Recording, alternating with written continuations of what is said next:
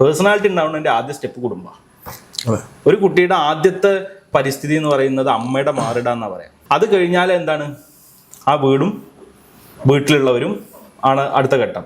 അത് കഴിഞ്ഞാൽ അയൽവാസികളും കഴിഞ്ഞിട്ടാണ് ഇവിടേക്ക് വരുന്നത്, സ്കൂൾക്ക് വരുന്നത്.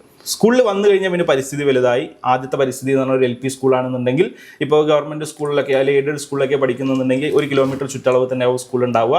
ആ ഒരു പ്രദേശം, ഇപ്പോൾ ഒരു ഗ്രാമമാണെങ്കിൽ ആ ഗ്രാമം, നഗരമാണെങ്കിൽ നഗരം, 1 കിലോമീറ്റർ സറൗണ്ടിങ്ങിലുള്ളതാണ് ഈ പരിസ്ഥിതി. അത് UP സ്കൂൾക്ക് പോകുമ്പോൾ 3 കിലോമീറ്ററായി സറൗണ്ടിങ്. അത് ഹൈസ്കൂൾക്ക് പോകുമ്പോൾ 5 കിലോമീറ്ററായി സറൗണ്ടിങ്.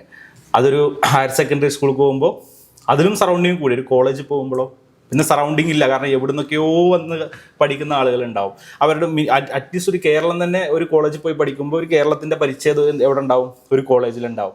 അത് കഴിഞ്ഞിട്ട് അവനൊരു പുറത്ത് പോയി പഠിക്കുകയാണെങ്കിലോ, ഇപ്പോൾ പല പരീക്ഷകളൊക്കെ എഴുതിയിട്ട് എൻട്രൻസ് ഒക്കെ എഴുതിയിട്ട് പാസ്സായിട്ട് ഡൽഹിയിലും അതേപോലെ ആസാമിലും തമിഴ്നാട്ടിലും ഒക്കെ പോയി പഠിക്കുന്ന കുട്ടികളുണ്ട്.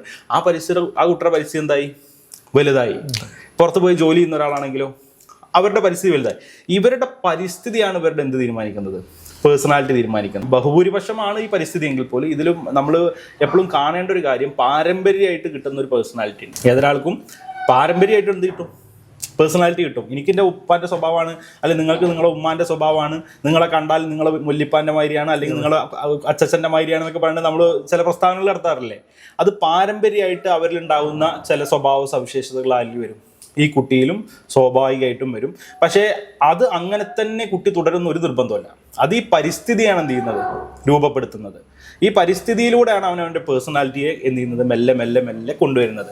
പക്ഷേ അവനവൻ്റെ പേഴ്സണാലിറ്റി രൂപീകരിക്കുന്നത് 12 വയസ്സിൻ്റെ ഉള്ളിലാണ്. ഒരു കുട്ടിയുടെ പേഴ്സണാലിറ്റി രൂപീകരിക്കുന്നത് ഒരു 12 വയസ്സിൻ്റെ ഉള്ളിലാണ്. ഈ 12 വയസ്സ് വരെ രക്ഷിതാക്കളെടുത്താണ് അല്ലേ, ബഹുഭൂരിപക്ഷം രക്ഷിതാക്കളത്തും ഒരു LP സ്കൂളിലും അതല്ലെങ്കിൽ ഈ പറയുന്ന 1 കിലോമീറ്റർ സറൗണ്ടിങ്ങിലാണ് എന്ത് ചെയ്യുന്നത്, ഈ കുട്ടിയുടെ ഒരു അടിത്തറ, പേഴ്സണാലിറ്റിയിൽ ഒരു അടിത്തറ പാകുന്നത്.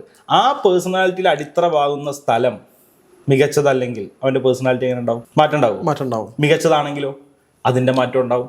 അപ്പം നമ്മൾ ഈ വീട്ടിൽ നിന്ന് തന്നെയാണ് എന്ത് ചെയ്യുന്നത്, ഈ പേഴ്സണാലിറ്റി ഡെവലപ്മെൻറ്റുമായി ബന്ധപ്പെട്ടൊരു കാര്യങ്ങൾ തുടങ്ങേണ്ടത്.